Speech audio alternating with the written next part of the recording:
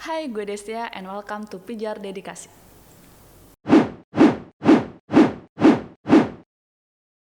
Kali ini gue akan berbagi informasi tentang sebagian anak-anak Indonesia dalam pusaran terorisme. Sebelumnya kan udah pernah tuh tentang milenial dan perempuan dalam jaringan terorisme. Nah, buat yang sekarang, kita akan kupas yang versi anak nih guys. It's sad but true, tapi emang ya yang berpotensi untuk terlibat dalam pusaran terorisme itu nggak cuma orang dewasa, tapi anak-anak juga. Salah satu faktor yang membuat anak dapat terlibat dalam jaringan terorisme adalah kondisi anak yang masih dalam proses pencarian identitas diri. Jadi, secara hukum, mereka belum mampu menentukan keputusan untuk dirinya sendiri. Ini sesuai dengan dinamika psikologis perkembangan anak, yang prosesnya dimulai dari fase anak-anak, remaja, hingga pada dewasa. Nah, memasuki fase remaja bisa dibilang jadi masa yang krusial dalam perkembangan seorang anak dan akan banget menentukan masa depan mereka. Para orang tua dan adik-adik harus paham bahwa hal yang mempengaruhi perkembangan anak salah satunya adalah teman sebaya atau peers. Teman sebaya berfungsi sebagai sumber informasi mengenai dunia luar keluarga. Lalu, hal lainnya yang mempengaruhi adalah emosi. Seorang remaja memiliki energi yang besar dan emosi yang berkobar, tapi lupa tidak disertai dengan pengendalian diri yang baik dari orang tua dan lingkungannya. Masa remaja ini juga meliputi egosentrisme remaja. Maksudnya, remaja ingin dipandang menarik, unik, dan punya ciri khas yang beda gitu dari orang lain. Masa remaja ini emang jadi masa untuk menemukan identitas diri. Makanya, mereka akan mengambil banyak keputusan yang menyangkut diri mereka, hingga akhirnya para remaja ini sampai pada pemikiran operasional formal. Di sini remaja nggak lagi terbatas pada pengalaman-pengalaman yang aktual atau konkret sebagai titik tolak pemikiran, tapi mulai berpikir tentang hal-hal yang abstrak. Nah, bisa dilihat kan kalau masa remaja tuh sepenting itu. Dan mostly para remaja ini emang masih dalam tahap perkembangan dan mencari jati diri. Jadi ya lagi kepo-keponya lah mereka. Selain itu, mereka juga banyak mencoba berbagai hal buat tahu mana yang cocok buat mereka. Tapi kalau sampai dimasukin nilai yang salah dan terpengaruh paham radikal, apalagi sampai gabung sama jaringan terorisme ya jadi PR banget tuh buat kita semua. Dan lo tahu gak sih, ternyata jumlah anak terpengaruh jaringan teror itu gak sedikit loh. Yuk kita simak datanya. Menurut data dari Komisi Perlindungan Anak Indonesia atau KPAI, ada peningkatan dalam kasus terkait agama dan budaya.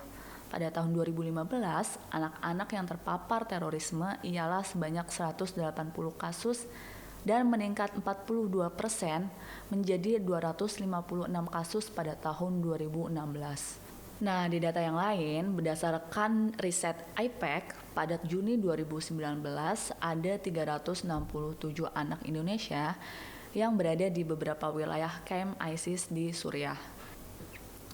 Dan di antara mereka ada 19 anak di bawah 10 tahun yang tanpa pendamping. Jadi orang tuanya tuh keberadaannya nggak diketahui dan nggak dipastiin gitu meninggal atau hilang. Terus BNPT juga ngerilis data nih yang menunjukin pada Juni 2020 tercatat ada 80 anak Indonesia mantan ISIS yang kini berada di sejumlah negara. Anak-anak ini tersebar di berbagai wilayah negara kayak di Turki, Irak, Suriah, dan FYI mereka usianya masih di bawah 10 tahun dan bisa nyampe ke sana karena dibawa orang tuanya untuk bergabung dengan ISIS. Apa sih yang membuat anak atau remaja bisa terpapar paham radikalisme? Gini ceritanya.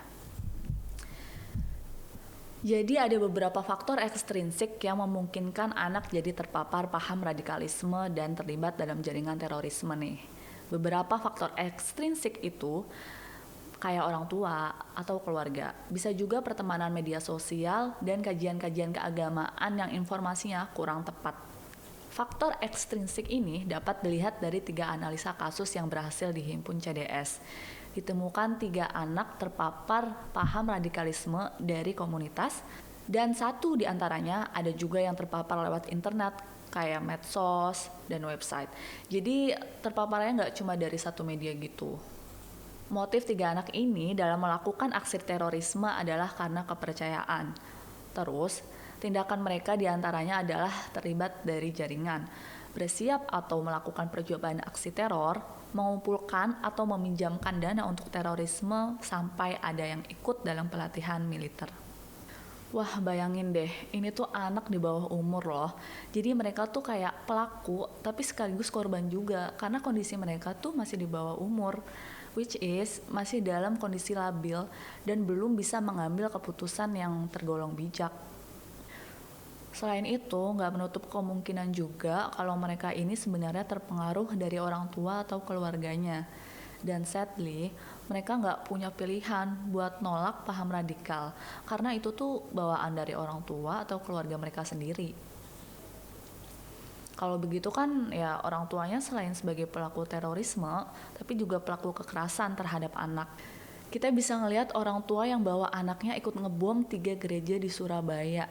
Miris nggak sih? Orang tuanya ngebom aja tuh udah salah, apalagi mengorbankan anak-anak juga. Anak yang terlibat dalam kasus kekerasan ekstrem ini nggak cuma terjadi di Indonesia loh. Ada banyak negara yang terlibat dalam konflik bersenjata seperti di Afghanistan, Burundi, Republik Afrika Tengah, Republik Demokratik Kongo, serta Myanmar yang masih merekrut dan menggunakan anak sebagai tentara, baik laki-laki maupun perempuan. Mereka ini kebanyakan usianya masih 15 sampai 18 tahun, tapi ada juga yang masih umurnya 7 tahun. Banyak kelompok teroris juga memanfaatkan fenomena yang sama. Di Afrika, kelompok teroris Boko Haram menggunakan anak-anak dalam banyak operasinya. UNICEF melaporkan pada tahun 2016 Boko Haram melibatkan sekitar 30 anak dalam aksi bom bunuh diri dan kembali melibatkan sekitar 27 anak dalam serangan bunuh diri pada 3 bulan pertama di 2017. Kebanyakan korban dari peristiwa ini adalah anak perempuan. Alasan Boko Haram menggunakan anak-anak untuk melakukan operasi bunuh diri adalah karena rendahnya kecurigaan aparat keamanan terhadap mereka, sehingga mereka nggak diperiksa secara teliti. Selain itu, mereka juga lebih mudah dicuci otaknya agar bersedia melakukan operasi militer. Mentang-mentang masih polos, dimanfaatin semena-mena. Parah banget gak sih? Kebayang gak sih kalau anak-anak Indonesia kayak begitu? Jangan sampai ya guys. Kita harus jaga anak-anak dan adik-adik kita sedari sekarang agar mereka tumbuh besar untuk mengabdi pada bangsa ini. Kalau ada anak-anak atau adik-adik kita yang terpapar paham radikalisme dan terlibat tindak pidana terorisme, kita harus membuat effort untuk merehab mereka.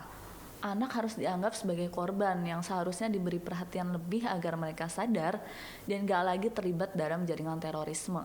Karena secara psikologis mereka belum bisa mengambil keputusan atas diri mereka sendiri. Selain itu, perlu adanya juga intervensi baik dari orang tua, masyarakat, pemerintah, baik pusat maupun daerah, untuk bisa melindungi anak dari pengaruh paham ekstremisme berbasis kekerasan. Jadi orang tua perlu nih untuk memberikan pengasuhan dan pendidikan kebinekaan buat anaknya.